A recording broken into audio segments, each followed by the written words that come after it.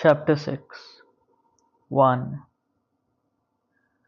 Dr. Armstrong was dreaming. It was very hot in the operating room. Surely they'd got the temperature too high. The sweat was rolling down his face, his hands were clammy, difficult to hold the scalpel firmly. How beautifully sharp it was. Easy to do a murder with a knife like that. And of course he was doing a murder. The woman's body looked different. It had been a large, unwieldy body. This was a spare, meagre body, and the face was hidden. Who was it that he had to kill? He couldn't remember, but he must know. Should he ask Sister? Sister was watching him. No, he couldn't ask her. She was suspicious. He could see that. But who was it on the operating table? They shouldn't have covered up the face like that. If he could only see the face. Ah, that was better. A young probationer was pulling off the handkerchief. Emily Brent, of course. It was Emily Brent that he had to kill. How malicious her eyes were. Her lips were moving. What was she saying? In the midst of life we are in death. She was laughing now. No, nurse, don't put the handkerchief back. I've got to see. I've got to give the anesthetic. Where's the ether? I must have brought the ether with me. What have you done with the ether, sister? Chateauneuf du Pape? Yes, that will do quite well. Take the handkerchief away, nurse. Of course, I knew it all the time. It's Anthony Marston. His face is purple and convulsed, but he is not dead. He's laughing. I tell you he's laughing. He's shaking the operating table. Look out, man! Look out! Nurse, steady it! Steady it! With a start, Dr. Armstrong woke up. It was morning. Sunlight was pouring into the room, and someone was leaning over him, shaking him. It was Rogers. Rogers with a white face, saying, Doctor! Doctor! Dr. Armstrong woke up completely. He sat up in bed. He said sharply, What is it? It's the wife, doctor. I can't get her to wake. My God, I can't get her to wake. And she don't look right to me. Dr. Armstrong was quick and efficient. He wrapped himself in his dressing gown and followed Rogers. He bent over the bed, where the woman was lying peacefully on her side. He lifted the cold hand, raised the eyelid. It was some few minutes before he straightened himself and turned from the bed. Rogers whispered, Is she? Is she? He passed a tongue over dry lips. Armstrong nodded. Yes, she's gone. His eyes rested thoughtfully on the man before him. Then they went to the table by the bed, to the washstand, then back to the sleeping woman. Rogers said, Was it art, doctor? Dr. Armstrong was a minute or two before replying. Then he said, What was her health like normally? Rogers said, She was a bit rheumatic-y. Any doctor been attending her recently? Doctor? Roger started. Not been to a doctor for years, neither of us. You'd no reason to believe she suffered from heart trouble? No, doctor. I never knew of anything, Armstrong said. Did she sleep well? Now Roger's eyes evaded his. The man's hands came together and turned and twisted uneasily. He muttered, "She didn't sleep extra well, no," the doctor said sharply. "Did she take things to make her sleep?" Rogers stared at him, surprised. "Take things to make her sleep? Not that I knew of. I'm sure she didn't." Armstrong went over to the wash-stand. There were a certain number of bottles on it: hair lotion, lavender water, cascara, glycerin of cucumber for the hands, a mouthwash, toothpaste, and some elements. Rogers helped by pulling out the drawers of the dressing-table. From there they moved on to the chest of drawers, but there was no sign of sleeping draughts or tablets. Rogers said, "She didn't have nothing last night, sir, except what you gave her." 2. When the gong sounded for breakfast at 9 o'clock, it found everyone up and waiting the summons. General MacArthur and the judge had been pacing the terrace outside, exchanging desultory comments on the political situation. Vera Clayton and Philip Lombard had been up to the summit of the island behind the house. There they had discovered William Henry Bloor standing staring at the mainland. He said, "No sign of that motor boat yet. I've been watching for it." Vera said, smiling, "Devon's a sleepy county. Things are usually late." Philip Lombard was looking the other way, out to sea. He said abruptly, "What do you think of the weather?" Glancing up at the sky, Bloor remarked, "Looks all right to me." Lombard pursed up his mouth into a whistle. He said, "It will come on to blow before the day's out." Bloor said, "Squally, eh?" From below them came the boom of a gong. Philip Lombard said, "Breakfast? Well, I could do with some."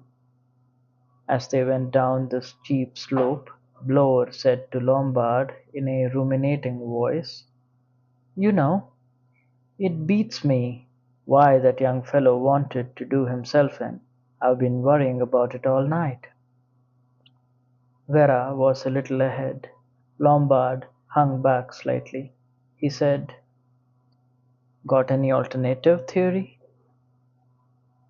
"I'd want some proof, motive to begin with."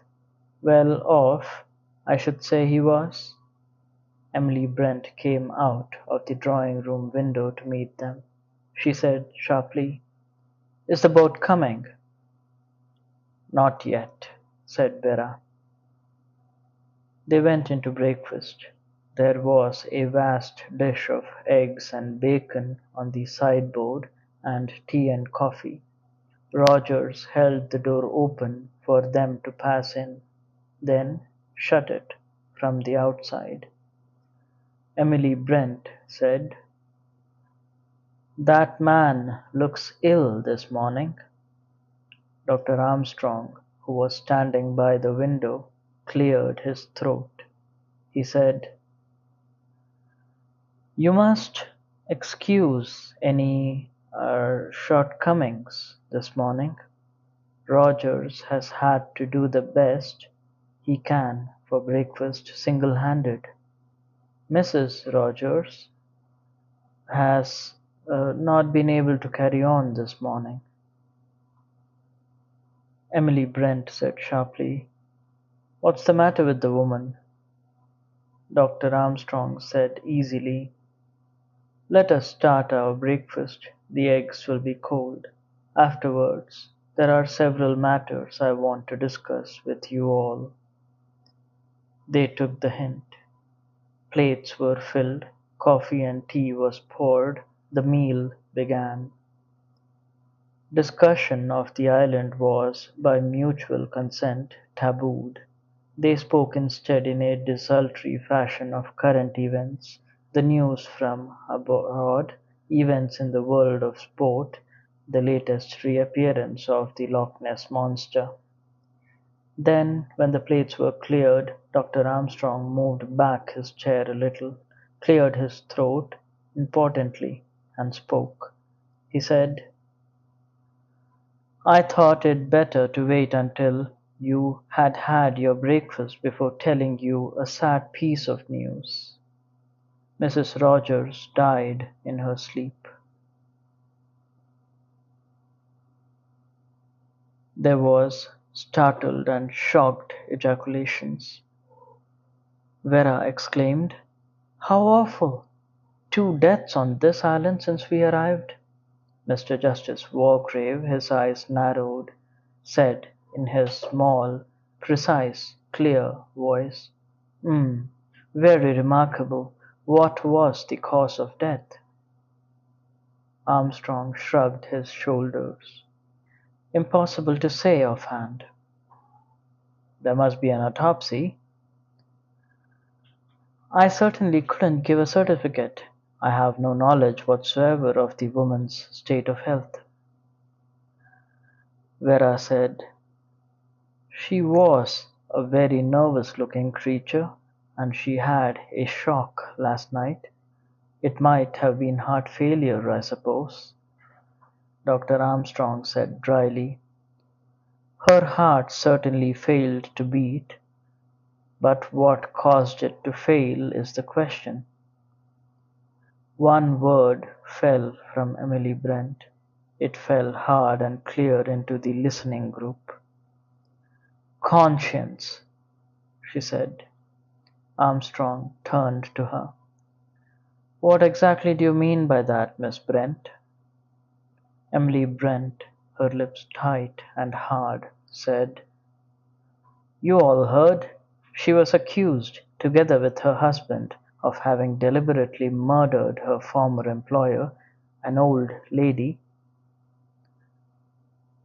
"And you think—" Emily Brent said, "I think that that accusation was true. You all saw her last night. She broke down completely and fainted. The shock of having her wickedness brought home to her was too much for her. She literally died of fear." Dr. Armstrong shook his head doubtfully. "It's a possible theory," he said. "One cannot adopt it without more exact knowledge of her state of health. If there was cardiac weakness—" Emily Brent said quietly, "Call it, if you prefer, an act of God." Everyone looked shocked. Mr. Blore said uneasily, "That's carrying things a bit far, Miss Brent." She looked at them with shining eyes. Her chin went up. She said, "You regard it as impossible that a sinner should be struck down by the wrath of God. I do not." The judge stroked his chin. He murmured in a slightly ironic voice, "My dear lady, in my experience of ill-doing, Providence leaves the work of conviction and chastisement to us mortals, and the process is often fraught with difficulties. There are no shortcuts." Emily Brent shrugged her shoulders. Blore said sharply, "What did she have to eat and drink last night, after she went up to bed?" Armstrong said, "Nothing." "She didn't take anything?" A cup of tea, a drink of water? I'll bet you she had a cup of tea. That sort always does. Rogers assures me she had nothing whatsoever. Ah, said Bloor, but he might say so. His tone was so significant that the doctor looked at him sharply. Philip Lombard said, "So what's your idea?" Bloor said aggressively, "Well, why not?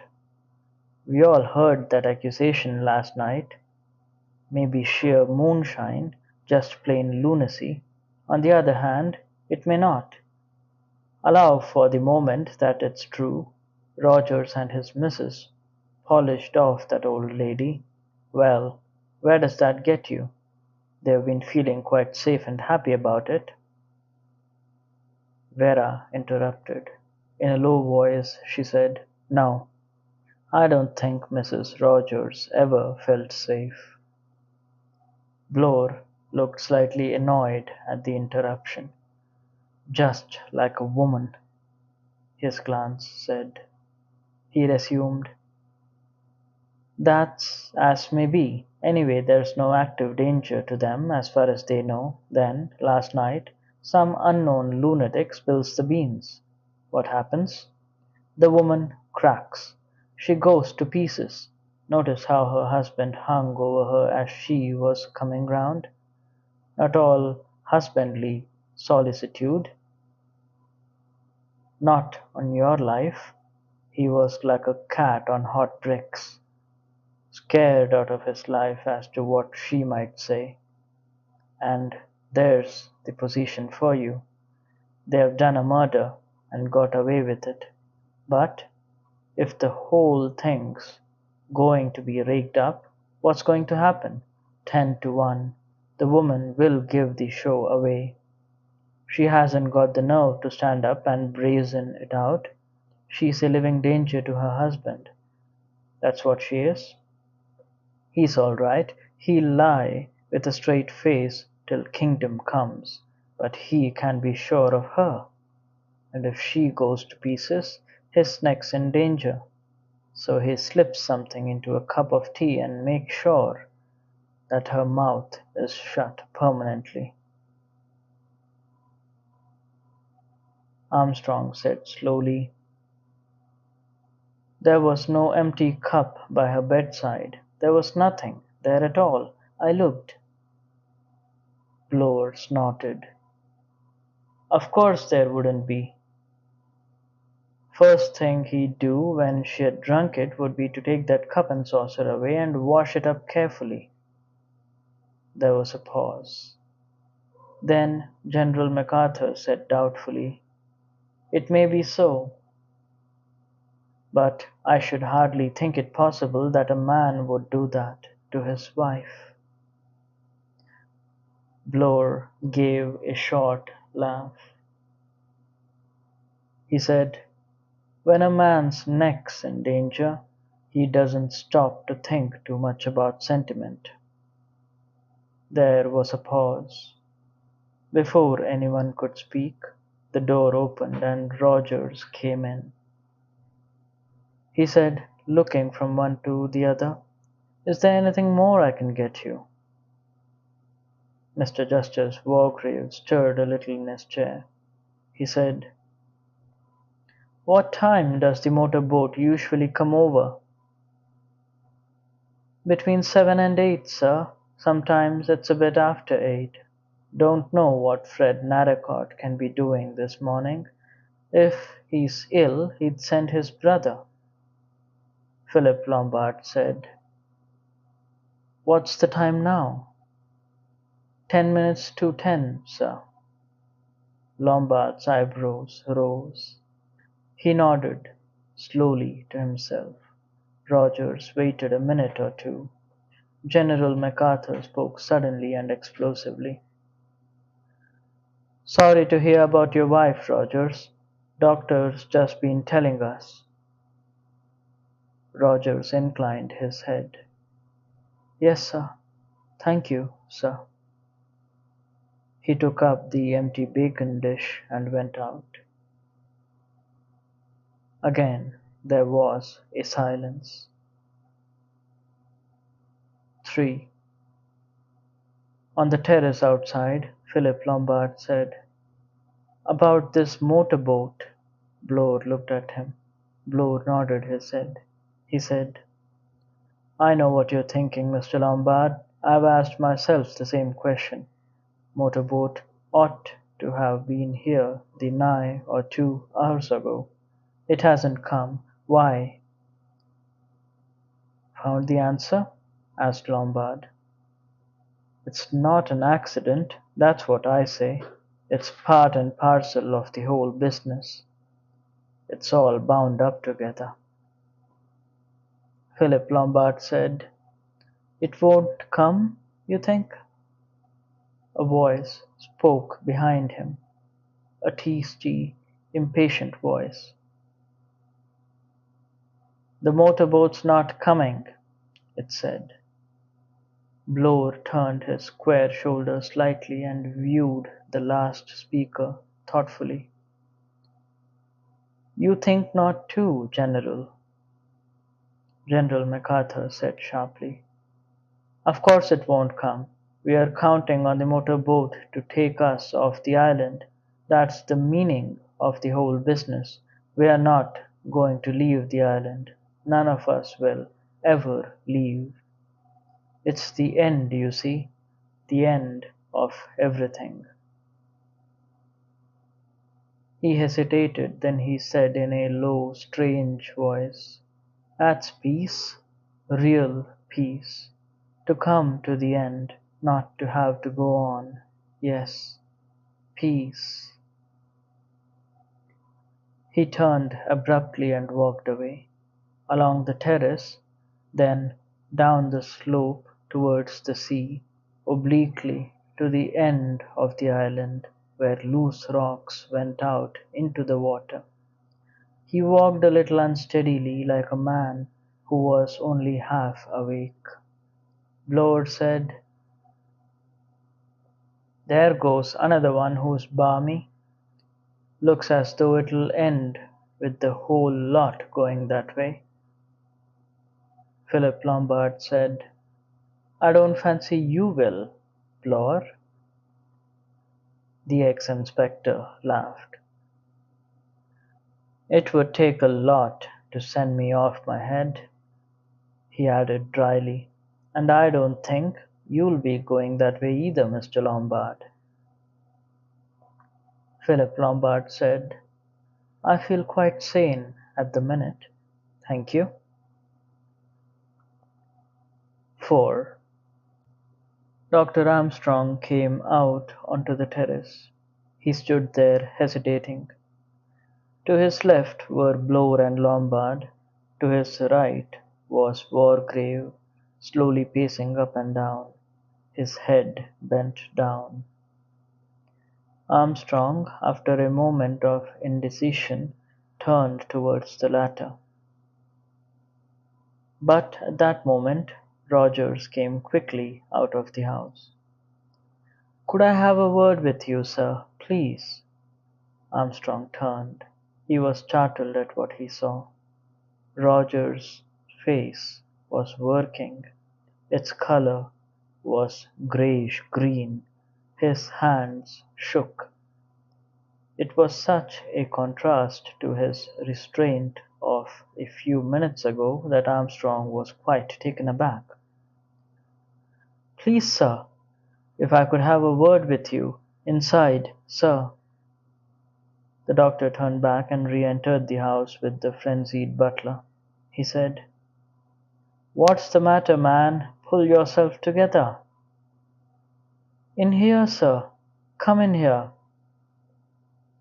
He opened the dining room door. The door passed in. Rogers followed him and shut the door behind him. "Well," said Armstrong, "what is it?" The muscles of Roger's throat were working.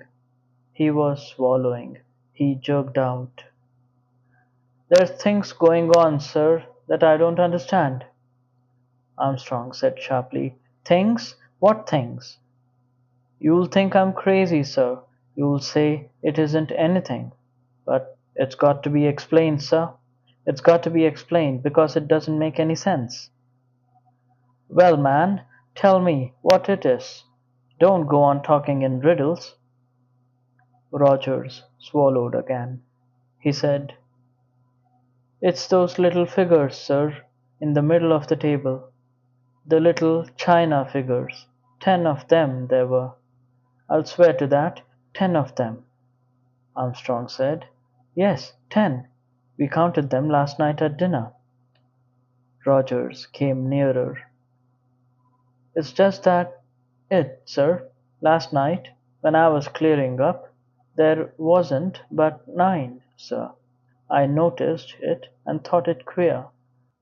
But that's all I thought. And now, sir, this morning, I didn't notice when I laid the breakfast. I was upset and all that. But now, sir, when I came to clear away, see for yourself if you don't believe me. There's only 8, sir. Only 8. It doesn't make sense, does it? Only 8."